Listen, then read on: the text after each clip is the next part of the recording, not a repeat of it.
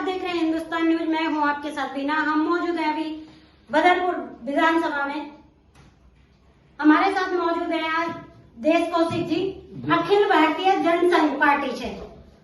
आइए सर से मिलते हैं, बात करते हैं। चुनावी माहौल चल रहा है, क्या कहते हैं सर? सर से बात करते हैं। सर, सबसे पहले तो आपका हमारे चैनल में बहुत बहुत स्वागत है। आपका बहुत बहुत स्वागत बीना जी। आप लोग बदरपुर की समस्याओं को बार बार उठाते रहते हैं। अभी चुनावी माहौल है तो आपने संपर्क किया, बहुत बहुत धन्यवाद आपका। अभी बदरपुर विधानसभा में चुनाव की, दिल्ली विधानसभा की घोषणा हुई नहीं है, अधिसूचना जारी नहीं हुई, लेकिन उससे पहले पार्टियों ने अपने प्रत्याशियों की घोषणा कर दी है। हमारे बदरपुर क्षेत्र से अखिल भारतीय जनसंघ भी अपना प्रत्याशी उतार रहा है। पार्टी की रणनीति है कि हम अपने प्रत्याशी की घोषणा मकर संक्रांति के दिन, अभी खरमास है इस कारण नहीं कर रहे हैं, मकर संक्रांति के पश्चात, हो सकता है मकर संक्रांति की बैठक है हमारी, उसके पश्चात हम करेंगे। तो हम बदरपुर को, मैं रहता हूं 40 साल हो गए मुझे बदरपुर में रहते हुए। 40 साल से मैं देख रहा हूं कि आया राम गया राम, पलटू मार, इधर पलटी मारी उधर पलटी मारी। जितने नेता हैं वो सभी भी, तीनों जो नेता या छत्रप थे, तीनों ही पलटी मार हैं। उनका ना धर्म है, ना ईमान है, ना उन पर नैतिकता बची है।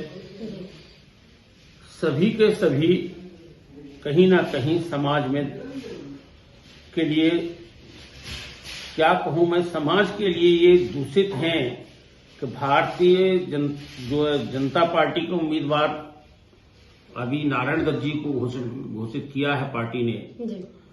आम आदमी पार्टी ने राम सिंह नेताजी को घोषित किया है।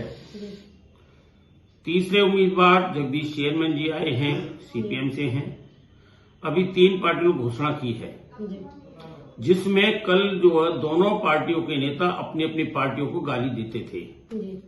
राम सिंह जी जब कांग्रेस में थे तो वो गाली देते थे आम आदमी पार्टी को, जब नारायण दत्त जी आम आदमी पार्टी से थे। जब नारायण दत्त जी आम आदमी पार्टी से थे तो वो गाली देते थे राम सिंह विधोड़ी को, रामवीर सिंह विधोड़ी को, राम सिंह नेताजी को, के शुक्ला जी को, पता नहीं किस किस को उन्होंने गालियां नहीं दी और वो कितना बखान नहीं किया। लेकिन अपने कार्यकाल में तीनों लोग ये बता दें कि हमने ये काम बदरपुर के लिए किया। आज बदरपुर में भूमाफिया जो सरकारी जमीनों पर कब्जा कराया है, इन लोगों के ही लोगों ने कब्जा किया हुआ है, इनके द्वारा कराया गया है। स्कूल के पास, साई नगर की बारात घर के पास में 5 साल होने जा रहे हैं। रामवीर जी ने जब चुनाव था पिछला विधानसभा का, तब उन्होंने कसम खाई थी कि मैं जो है चुनाव नहीं लड़ूंगा, अपनी औलाद की कसम खाता हूं। उसके बाद वो चुनाव लड़े। उन्होंने कहा जी मैं इसको खाली करवा दूंगा जगह को, लेकिन नहीं खाली करवाई।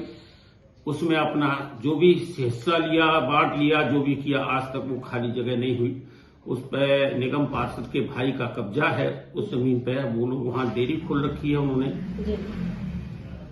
यहां तो जनता को सबने ठगा, जनता को झूठ बोला, विकास के नाम पर विनाश किया है क्षेत्र का।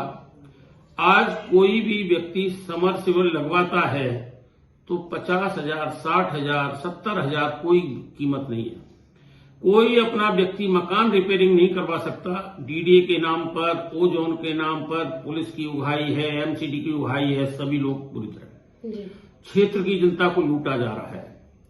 पीछे इन्होंने ओजोन गोजोन, ओजोन गोजोन, दिल्ली प्रदेश के एक अध्यक्ष थे मनोज तिवारी जी, उन्होंने कहा, पूरी जनता में कहा, लेकिन ओजोन की स्थिति आज पूरी क्षेत्र जानता है, आम व्यक्ति जानते हैं। आज रोना आता है देश अपने बदरपुर विधानसभा के इस देखरेख को देखते हुए कि आज क्या बदरपुर विधानसभा में विकास है। बसें जाना बंद है। डीटीसी की बसें पहले स्कूल पे जाती थी, बदरपुर जाती थी, जैतपुर जाती थी। आजकल सभी बसों का आना जाना, आवागमन बंद। ऑटो माफियाओं से मिलकर के इन्होंने पूरा खत्म कर दिया। आज अवैध रेहड़ी पटरी भूमाफियाओं के हैं, भूमाफिया सरकारी जमीनों पर कब्जा, नशेलियों का पूरी कच्ची शराब क्षेत्र में बेची जा रही है, नशे का व्यापार बड़े उद्योग पे हो रहा है, उसका कोई नहीं। सरेआम चाकूबाजी, छुरीबाजी, लूटपाट पूरे क्षेत्र में हो रही है, उस पर किसी का ध्यान नेताओं का नहीं है। केवल नेताओं का ध्यान क्या है कि तू जा, तेरे साथ बाद में मैं आता हूं। वही चुनाव जीत के जनता को ठगना और वही शराब और पैसा, दो चीजों के ऊपर चुनाव लड़ा जा रहा है। तो इन सब चीजों को देखते हुए कोई ईमानदार व्यक्ति, ठोस व्यक्ति कोई नहीं दिखाई दे रहा बदरपुर में जिसके साथ लगा जाए, जिसके साथ खड़ा हो जाए, जो जनता की बात को विधानसभा में रख सके, लोकसभा में रख सके, क्योंकि यहां सबको अपनी अपनी रोजी रोटी कमाने से फुर्सत नहीं है और इन नेताओं को बदरपुर क्षेत्र से लूटने से फुर्सत नहीं है। क्योंकि जो जेई के साथ मिलकर के सड़क बनाने में, ठेकेदारी में, प्रथा में कमीशन खोरी, सभी डिपार्टमेंटों में कमीशन खोरी, सबका हफ्ता बना हुआ है। चाहे वो पानी का यहाँ दोहन हो रहा है, सबके यहाँ जो है अवैध पानी की सप्लाई इस क्षेत्र से पूरे से अवैध दोहन हो रहा है, ट्यूबवेल लगे हुए हैं। लेकिन मैं क्या कहूं, आंखों में आंसू आ जाते हैं। पार्टी ने निर्णय लिया है कि कौशिक जी आप यहां हैं, अपना उम्मीदवार उतारे, अच्छा उम्मीदवार उतारे, निष्ठावान उम्मीदवार उतारे, जो इन सबकी पीड़ाओं को विधानसभा में रख सके। तो हार जीत तो ऊपर वाले के हाथ में, लेकिन हम तो चाहते हैं कि क्षेत्र का उत्थान हो, उसके लिए हम प्रयासरत हैं। हम मीडिया के आप लोगों से सबसे अनुरोध करते हैं कि आप लोग भी सच्चाई को दिखाते रहें। के लिए केवल चाटुकार, चढ़ वंदना वाले सभी लोग नहीं हैं, कोई स्वाभिमानी लोग भी हैं जिन्होंने स्वाभिमान के साथ जीना सीखा है, स्वाभिमान के साथ अपने बच्चों के साथ जीना सीखा है, वो इनके साथ चढ़ वंदना नहीं करेंगे इनकी।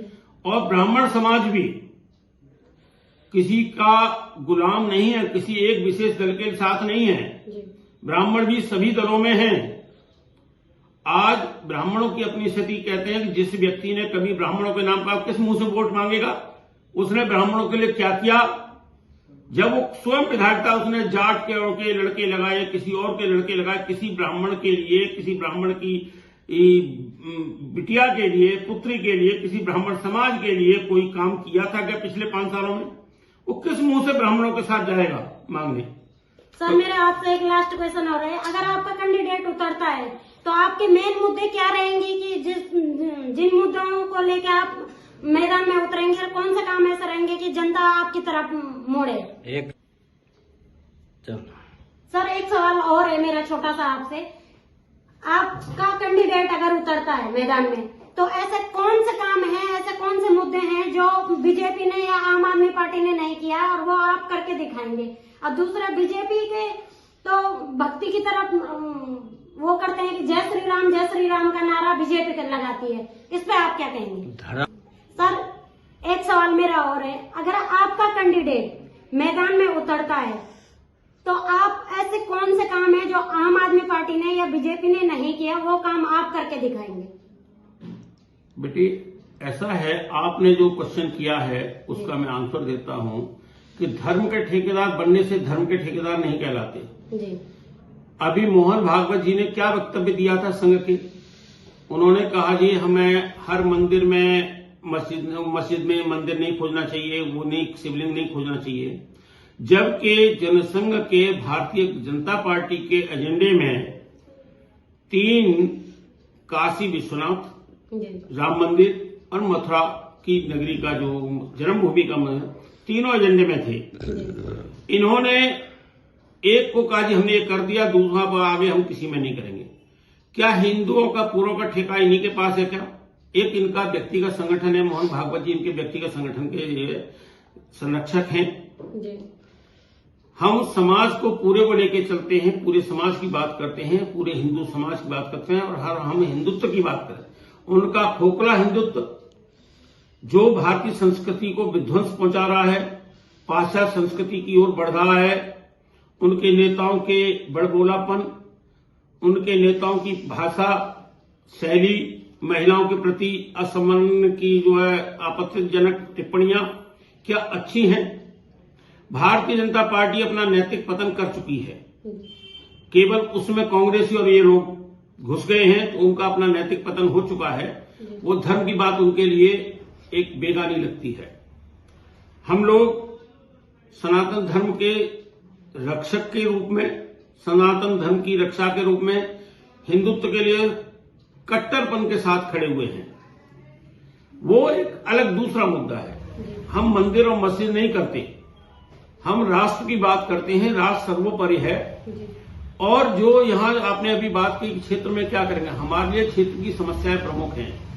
हमारे लिए बस की समस्या है, जो बदरपुर जयपुर तक जो 10 रुपए में जा सकता है, रोड भी है, बस भी है, डीटीसी की सुविधा भी है, तो वो उस मुद्दे को हम करेंगे, उसको सॉल्व करेंगे, आवागमन का सुविधा बनाएंगे।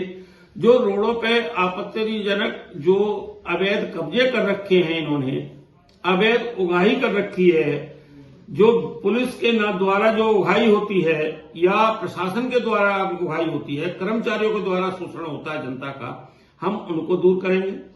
हम अपने विधानसभा की बात कर रहे हैं कि हम विधानसभा में कोशिश करेंगे कि हमारी विधानसभा में भ्रष्टाचार मुक्त विधानसभा हो, भ्रष्टाचारियों मुक्त विधानसभा हो। कोई कल को ये कह दे कि ये दल बदलू नहीं है।